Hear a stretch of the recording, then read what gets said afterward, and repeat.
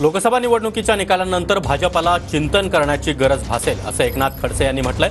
फोडाफोडीच्या राजकारणामुळे भाजपला राज्यामध्ये फटका बसण्याची चिन्ह असल्याचं देखील खडसे यांनी म्हटलंय। एकनाथ खडसे यांनी मतमोजणीच्या पार्श्वभूमीवर ही प्रतिक्रिया दिली आहे। तर एकनाथ खडसेंनी शालीतून जोडे मारण्याचा प्रयत्न करू नये, एकनाथ खडसेंच्या टीकेला प्रवीण दरेकर यांनी हे उत्तर दिलंय। नाताभाऊंना आत्मचिंतन करण्याची वेळ आल्याचं देखील दरेकर म्हणाले।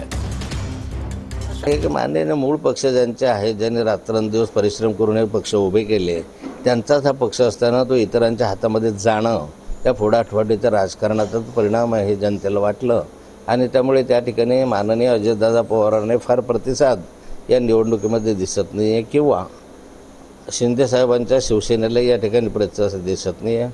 यामधनं भारतीय जनता पार्टीला चिंतन करण्याची आवश्यकता आहे। नाताभाऊंनी चिंता करू नये।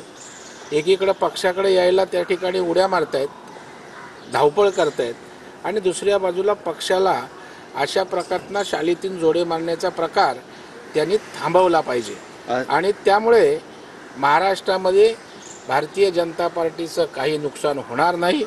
मागच्या वेळेला 23 जागा होत्या, त्यापेक्षा 1-2 जागा वाढतील आणि महायुती 38 जागा घेऊन नाताभाऊंचा अंदाज खोटा ठरवतील आणि मग त्यांना आत्मचिंतन करण्याची गरज आहे, आपण कसं वागावं।